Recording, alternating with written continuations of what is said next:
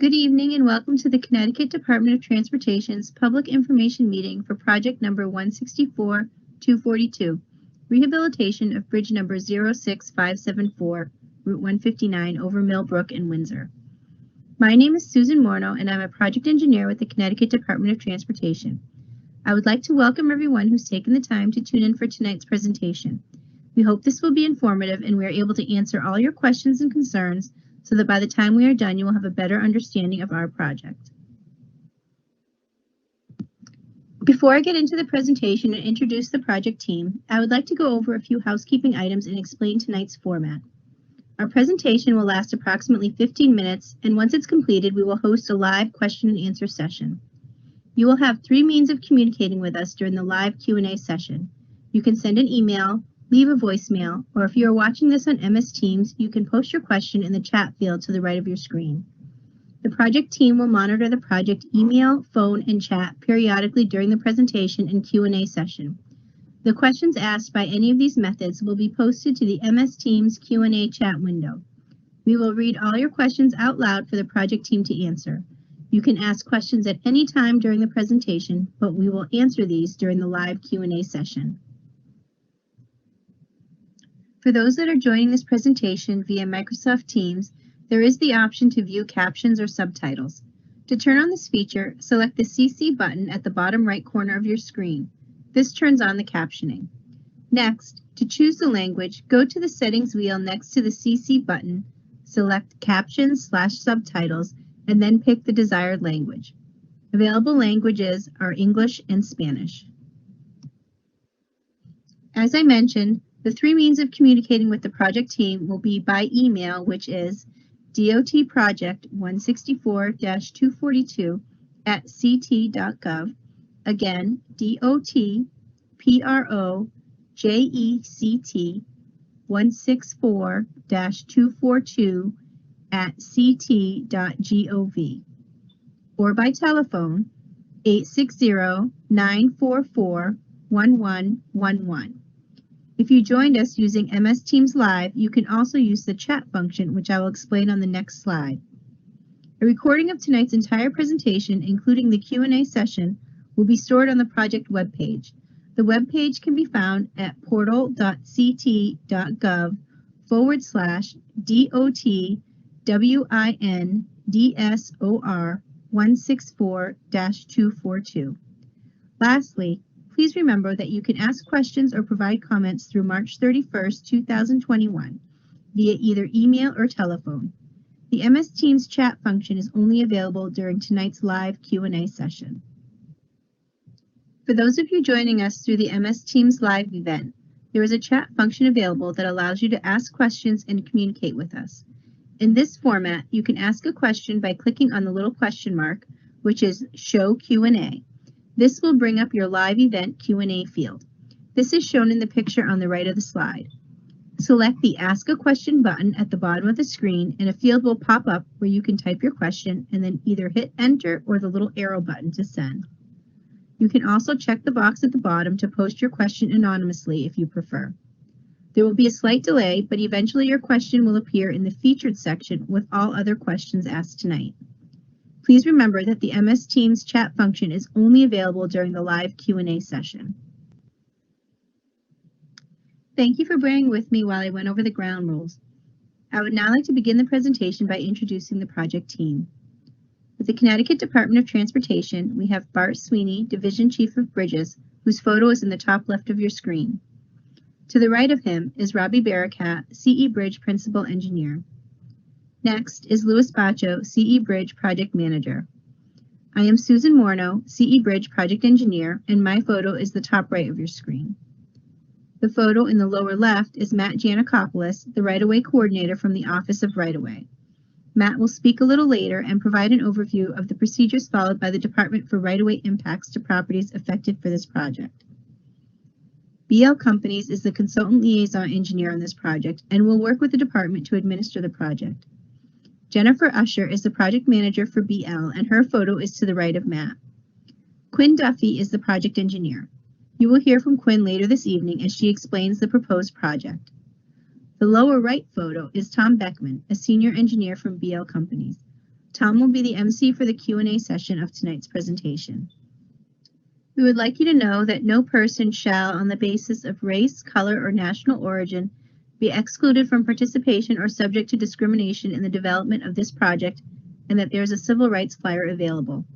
We would also greatly appreciate it if you could fill out the voluntary post-meeting survey the department has through SurveyMonkey. The results of this survey will help us improve these public meetings going forward. The links to both the civil rights flyer and the survey are located on the previously mentioned project webpage. A recording of the formal presentation will be posted to YouTube after the live event. Closed captioning, including non-English translation options, will be available at that time. Here is a map showing the project location. The arrow is pointing to the bridge, which is located on Route 159 between Pleasant Street and Phelps Street. Here is an aerial photo of the project location on Route 159, otherwise known as Palisado Avenue. Bridge number 06574 is shown in red. During the course of this presentation, you may hear us use terms that aren't necessarily familiar to you. We thought it would be helpful to introduce you to a few. The Department of Transportation refers to any culvert over 6 foot in diameter as a bridge. For this project, when you hear us referring to this structure as a bridge, please realize that it is technically a culvert or a large pipe. In this slide, you can see a pipe going under the roadway. The pipe invert is the lowest point on the bottom of the pipe. In the slide, you can also see a wall built at the end of the drainage pipe. In this case, the wall is at the outlet end of the pipe, so it is called an end wall. The wall at the inlet side of the pipe, which you can't see in this slide, would be called a head wall. The wing walls help retain the embankment adjacent to the culvert, control grade elevations, and can also help prevent scour and soil erosion. This slide shows a photo of the structure taken from the outlet. The original structure is a stone arch built in the mid-19th century. In 1958, it was lined with an 11-foot diameter asphalt corrugated metal pipe. The average daily traffic, or ADT, along Palisado Avenue is approximately 6,500 vehicles. This is based on the 2016 CTDOT traffic log. This slide shows a photo of the structure taken from the inlet. The structure is 128 feet long and has 15-foot sloped openings. The curb-to-curb roadway width of Route 159 is 35 foot 9 inches. This slide shows the project area at street level. In the photo on the left, we are looking north on Palisado Avenue, and in the photo on the right, we are looking south. The purpose of this project is to address safety concerns and structural deterioration. There are two photos on the right of the slide. In the upper photo, you can see the perforations to the pipe along the invert and rust due to the failure of the coating system. In the lower photo, you can see that the concrete collar and slope protection has cracked and shifted, and there are indications of frost heave. The culvert itself is also hydraulically inadequate because of backwater from the Farmington and Connecticut rivers. I will now turn over the presentation to Quinn Duffy from BL Companies, who will explain the proposed project to rehabilitate the culvert. Thank you, Susan. My name is Quinn Duffy, and I am a project engineer with BL Companies, the consultant liaison engineering firm administering the project on behalf of the Connecticut Department of Transportation. And I will be discussing the proposed culvert rehabilitation. In this plan view, we are looking at the project location from above. You can see Route 159, Pleasant Street, Mill Brook, and our bridge, bridge number 06574. The proposed culvert rehabilitation consists of installing a 9-foot 6-inch metal pipe liner, shown in orange, within the existing pipe and grouting the annular space between the pipes. We will be regrading the slopes on both the upstream and downstream sides of the culvert and installing riprap, or stone, on both slopes in an effort to protect and stabilize them. In order to perform this work, a temporary access road and work platform, shown in yellow, will be constructed to the northwest of the culvert with an entrance located on Pleasant Street. The culvert rehabilitation and temporary access road will require 2 temporary construction easements, shown in a black diagonal striped line, and 2 partial property takes, which are shown in a magenta dot pattern. This cross-section view, or typical section, shows a view of the culvert as if the earth was sliced like a piece of cake at the center of the pipe. You can see the existing stone masonry arch in gray and the existing 11-foot diameter pipe. Stream flows in Mill Brook will be maintained through the use of a temporary bypass pipe running through the structure. Once the temporary construction access road and work platform are constructed, the metal pipeliner will be installed. In this view, you can see the pipeliner, shown in orange, being slid into the pipe. Once the metal pipeliner is installed, the space between the two pipes will be filled with grout, shown in yellow, creating a homogeneous final structure. The upstream and downstream slopes will be regraded, and finally, riprap, shown in a patterned dark gray, will be installed as a means to protect the slopes. There's no anticipated roadway work, nor anticipated impacts to the traveling public along Route 159. Temporary shoulder closures on Route 159 may be required to perform specific construction activities. However, these will be done during off-peak or low traffic time periods.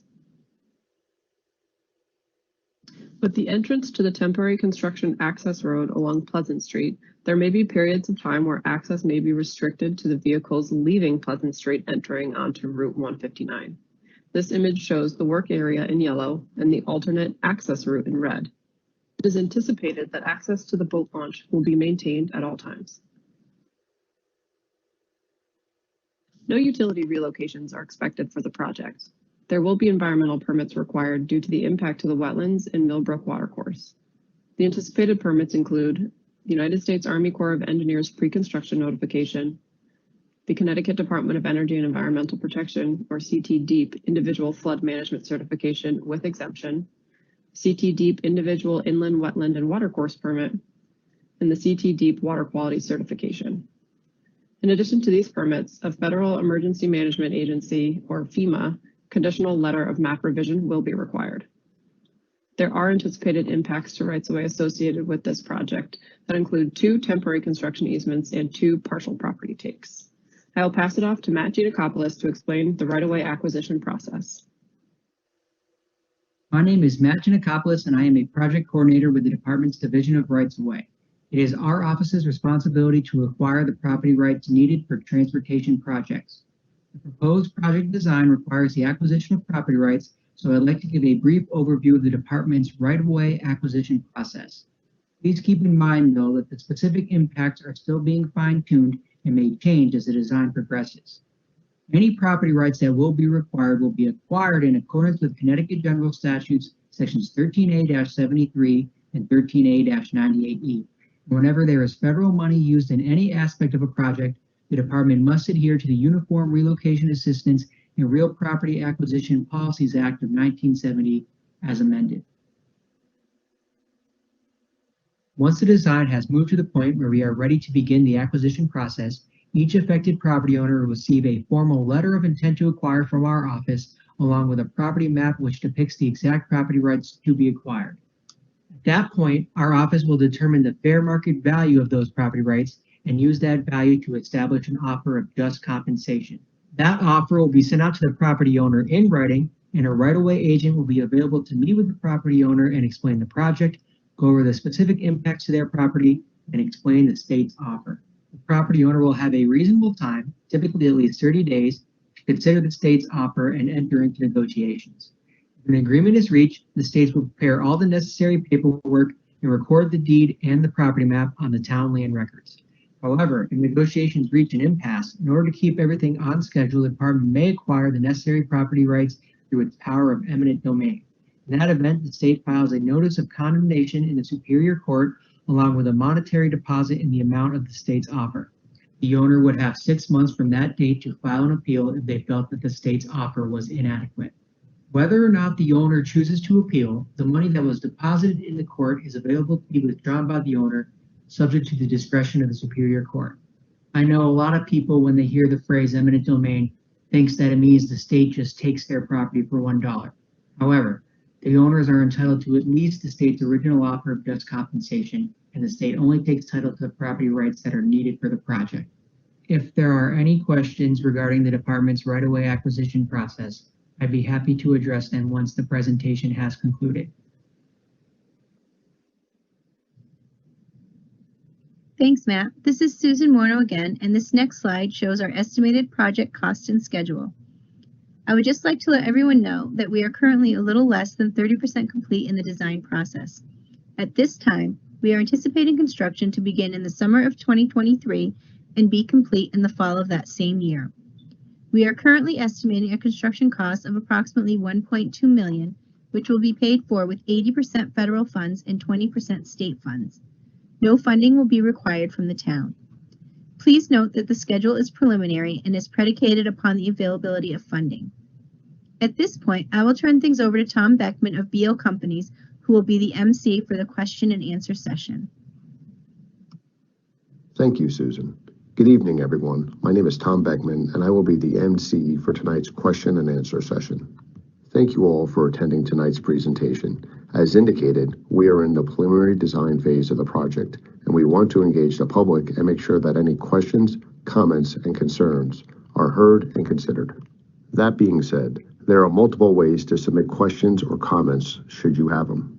The first is by email at dotproject164-242 at CTDOT.gov.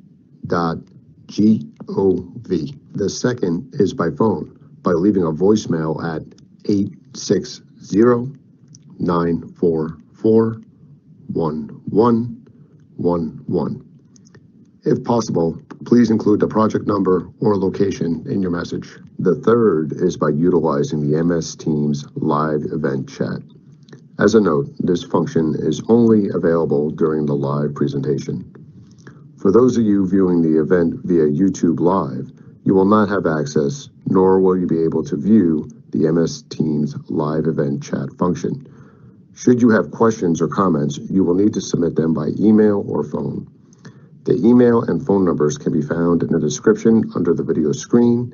Please keep in mind you will need to copy and paste the email into your preferred email platform. The comment period for the project will be open until March 31st, 2021.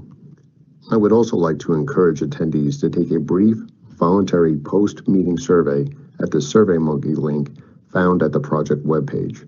The information in this survey will help us improve our public outreach and future presentations.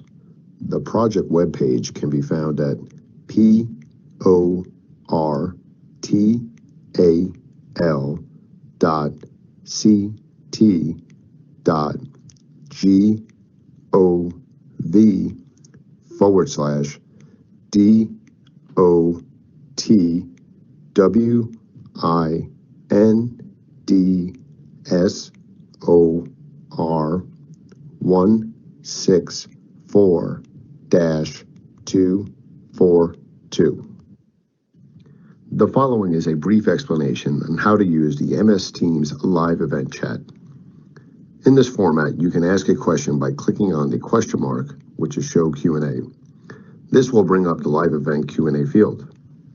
Select the Ask a Question button at the bottom right of the screen, and a field will pop up where you can type your question, and then either hit Enter or the small arrow button to send. You can also check the box at the bottom to post your question anonymously if you prefer. There will be a slight delay, but your question will appear in the featured section with all other questions asked tonight. As mentioned previously, please note that the MS Teams chat function is only available during the live session. During the question and answer session, questions will be posted to the Q&A chat field of the presentation. A moderator will post these questions to the MS Teams Q&A chat, and these questions can be viewed by clicking the Feature tab in the Live Events chat as shown in the image in the middle of your screen. Please note that for those of you viewing the presentation on tablets or smartphones, when you select the question mark, you may be brought to a Q&A chat field and will not be able to view the presentation and chat simultaneously and will need to toggle between the two. Thank you for your patience while I ran through these items.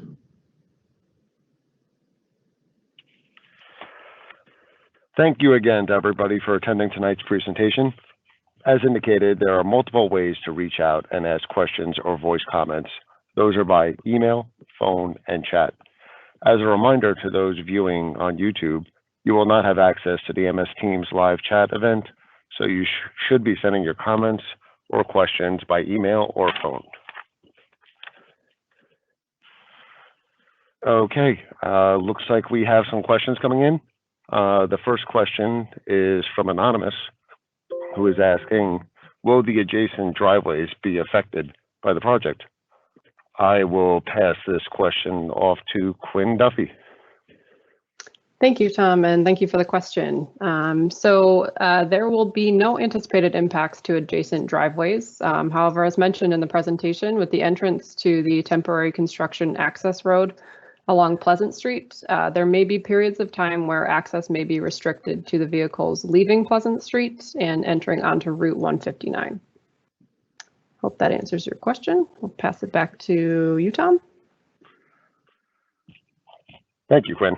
Okay, and looks like we have another question from an anonymous viewer who is asking, will the contractor be working at night? I'm going to pass this off to Quinn Duffy again. Thank you again, Tom. It is not anticipated that the contractor will be working at night. However, this project is in the preliminary phase, so as we move forward with design, we can determine that. Thank you, Quinn. And we have another question from an anonymous viewer who is asking, when was the bridge last inspected? I am going to pass this off to Quinn Duffy. Thank you, Tom. So the bridge was last inspected in June of 2020. Conditional bridge assessments are completed every 2 years on every bridge by the Department of Transportation. And like I said, this one was last inspected of June of 2020. Thanks. Thank you, Quinn. All right. Just want to take a moment to thank everyone for attending tonight's presentation. And as indicated, we are in the preliminary design phase of the project and want to engage the public and make sure any questions, comments, and concerns are heard and considered. And during the presentation, those can be expressed via email, phone, or via the MS Teams live chat event. As a reminder to YouTube live participants, you will not have access to the MS Teams live event chat and will need to submit your questions using the email or phone number which are in the project description below. And with that, we are going to go back to questions from Anonymous, who is asking, when is construction anticipated to start? And I am going to pass this off to Quinn Duffy. Thanks, Tom. So construction is anticipated to start in the spring of 2023. The summer of 2023, and is anticipated to end in the fall of the same year. Thanks, Tom. Thank you, Quinn. I'm also going to take the opportunity to point out there is a voluntary post-meeting survey that can be found on the project webpage, and a link is also going to be posted into the MS Teams live event chat. We have a question from an anonymous viewer who is asking, did we meet with the town to discuss the project? And with that, I'm going to pass this off to Quinn. Thanks, Tom. Yes, we did meet with the town to introduce and coordinate with this project, and we will continue to send the plans and coordinate with the town as this project progresses through design. Thank you, Quinn. And again, just going to remind everyone attending tonight's presentation, you can send your comments in via email, phone, or the MS Teams live chat. All right, looks like we have a question from an anonymous viewer who is asking, is there a rating on this bridge And if so, what is it? I am going to pass this one off to Mike Woods. Thanks, Tom. Sorry for the delay. My mute was taking a minute to unmute itself. But I believe the question is asking, what is the condition rating of the bridge? And as Quinn had mentioned earlier, every 2 years, each bridge is inspected, and then a condition or an appraisal is given to that bridge. In our case here, we have a condition rating of 4, which is in poor condition. Not to get anyone, alarmed there. It's still safe to drive on. The bridge isn't going to collapse or anything like that. It's just based on the deterioration, and part of the reason why we're doing this project. It's met the criteria to be considered in poor condition.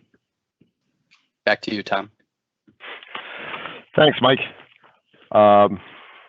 Just going to take this as we're waiting around for some more questions or comments to come in. Want to take the opportunity to again point out there is a voluntary post-meeting survey that can be found at the project webpage, and the link is posted in the MS Teams live event. All right, looks like we have a question coming in from Anonymous, who is asking, what are the paving limits?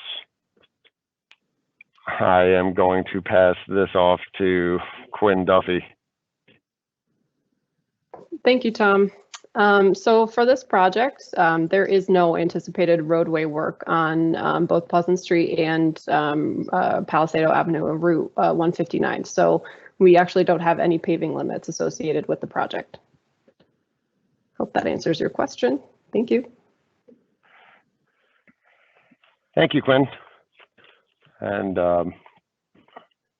just as a reminder to everyone attending tonight's presentation, we are in the preliminary design phase of the project and taking the opportunity to engage the public and make sure any questions, comments, and concerns are heard and considered. And you're able to communicate those via email, phone, or MS Teams live event chat. YouTube live participants will not have access to the MS Teams live chat and will need to submit your questions using email or the phone. The email address, phone number, and project webpage link can be found in the description.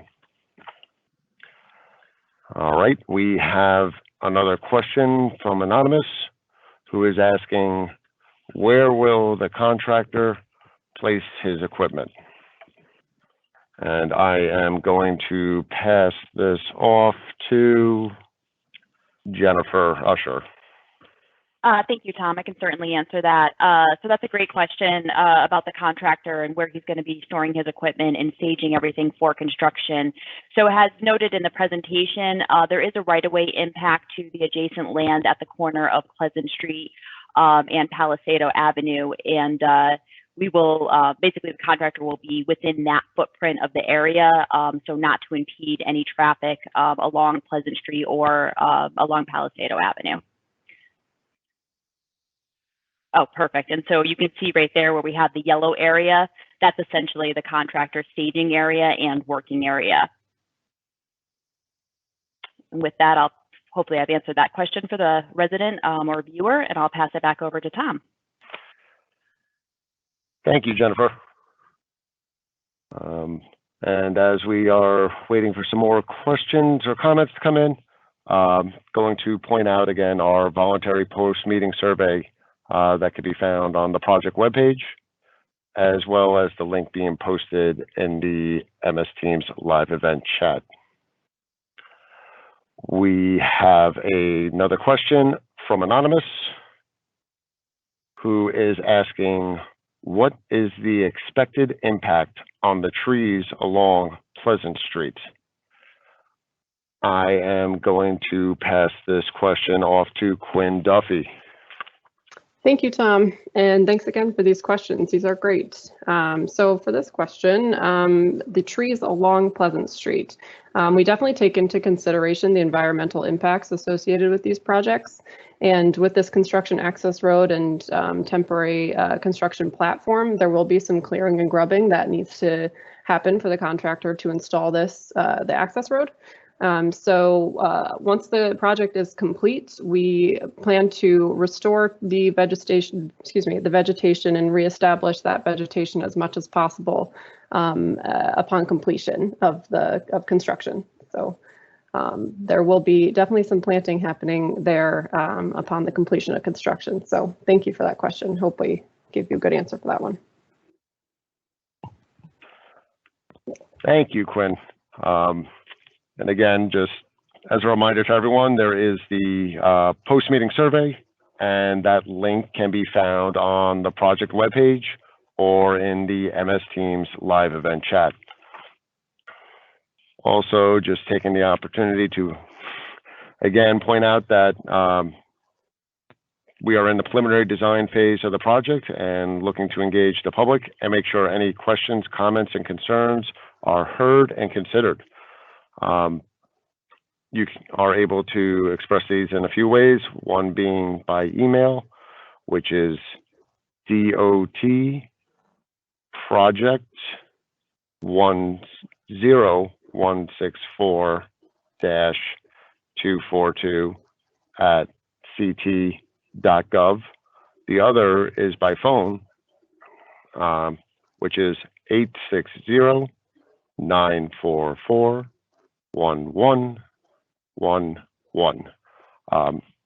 Please leave a project number or town when leaving a message. And the other is the MS Teams live event chat. Okay, we have another question coming in from a viewer who is asking, why does it take so long to complete and is so expensive? It's replacing a simple culvert. I am going to pass this one off to Jennifer Usher. Thank you, Tom.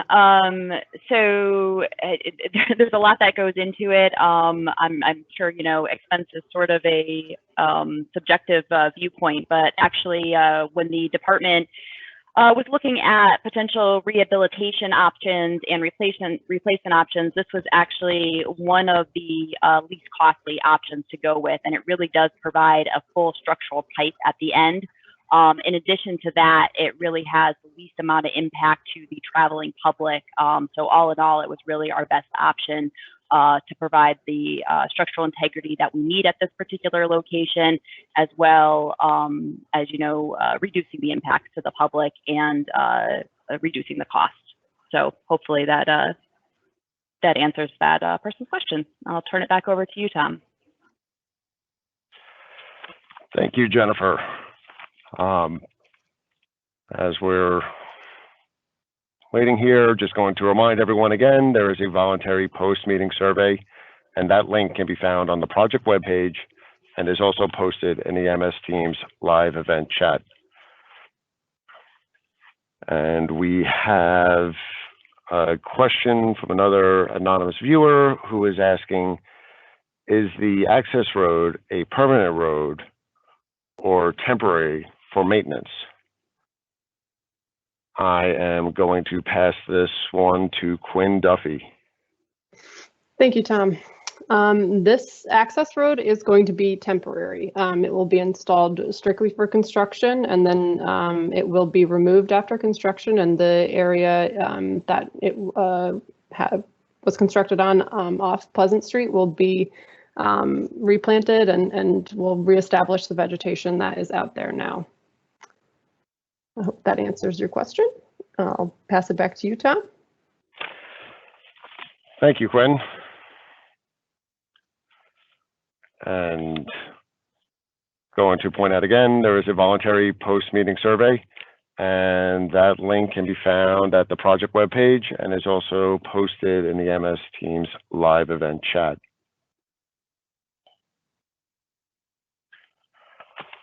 And thank you all for attending tonight's presentation. As indicated, we are in the preliminary design phase of the project, and we want to engage the public and make sure any questions, comments, and concerns are heard and considered. There are multiple ways to reach out and ask questions or voice comments. Those are by email, phone, and MS Teams live event chat. As a reminder to those viewing on YouTube, you will not have access to the MS Teams live event chat, so you should be sending your questions or comments by email or phone. All right, and looks like we have another voicemail question that came in via voicemail, and they are asking, will the contractor be hiring for jobs for this particular project? I am going to pass this off to Jennifer Usher. So another good question, and just want to take a second just to thank the public for their interest in this project and taking some time tonight to listen to our presentation and you know, address or ask any questions that you may have or voice any concerns. But going back to the question about the contractor and will he or she be hiring anyone or you know, any jobs for this particular project? Really, the short answer is at this time, the contractor has not been chosen. We're really just in the preliminary design stages. The contractor actually, or I should say the project won't go out to bid for quite a bit, really just prior to construction starting. At that time, it'll be up to the contractor if they so choose to sub out any of this work. So that's really kind of the best answer I can give at this stage where we're at in the preliminary design stage. Thank you, Jennifer. As a reminder, there is a voluntary post-meeting survey, and that link can be found on the project webpage and will be posted in the MS Teams live event chat. It looks like we have another follow-up question from an anonymous viewer who is stating your answer to the cost and time question was insufficient. Please justify the 1.2 million and timeline. I am going to pass this off to Jennifer Usher. So I apologize that you feel the initial answer was insufficient. I can certainly try to provide you more detail, but again, we are in the very preliminary stages of design. So that construction cost estimate, again, you know, it is preliminary and it also accounts for rather large contingencies. As we progress through the design stage, that number will be zeroed in on. If you would like, you can certainly contact us via the email address that's shown up on the screen and provide your own email address, and we could discuss the cost estimate in detail with you if that's something that you're interested in seeing. But again, this is a least costly rehabilitation alternative that the department has decided to go with, essentially to save money for the state. Something else I just want to note is that none of this funding is coming from the town of Windsor. This is all coming from state and actually federal funding. So if that helps answer that question a little bit. Thank you, Jennifer. We have another question coming in from a viewer who is asking, who owns the parcels that need to be taken? And I am going to pass this off to Matt with the Department of Transportation. Thanks, Tom. This is Matt Janakopoulos. I'm with the DOT and the Division of Rights of Way. And so no parcel needs to be taken in its entirety. There's just a few partial takes right in the vicinity of the proposed bridge. Those properties, we haven't done a title search yet on them. Once we get a little bit further in design, we send our people out to examine the land records to determine the precise ownership. I'm just going right now based on the town records, on their assessor records. And one is owned by Jason Waller, and the other one is owned by, looks like 101 Kennedy Road, LLC. But that's based on rough information from the town assessor. And as we get further along, we do examine the land records to make sure that we're dealing with the owner of the proper owner of the parcel. But no parcel will be taken in its entirety. Hopefully that answers the question, and back to you, Tom. Thanks, Matt. And as previously indicated, we are in the preliminary design phase of the project. and want to engage the public and make sure any questions, comments, or concerns are heard and considered. With that being said, there are multiple ways to reach out and ask questions or voice comments, and those are by email, phone, and chat. Just as a reminder to everyone that comments are open until March 31st of 2021, and a recording of this meeting will be available on the YouTube link, which will be on the project webpage. Okay, and since it seems like the questions and comments are coming down, I am going to pass this off to Quinn Duffy. Thank you, Tom. I'd like to take a second to reiterate what Tom said and thank everyone again for your attendance and participation in tonight's virtual public information meeting. We hope that we have been able to answer all of your questions and make sure that you are leaving tonight with a better understanding of this project. As a reminder, if you have any additional questions, you'll need to submit these using email or phone alternatives on the screen. The comment period is open until March 31st of 2021. And just as a reminder, this entire presentation has been recorded and will be posted on the department's website for your viewing purposes. And again, as Tom had mentioned, if you could fill out the SurveyMonkey survey, we would greatly appreciate it.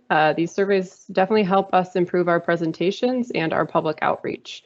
And the SurveyMonkey link has been posted in the chat function and is also available on the project webpage.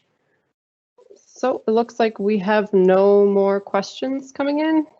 So I would like to say that this concludes our presentation tonight, and thank you everybody and have a great night.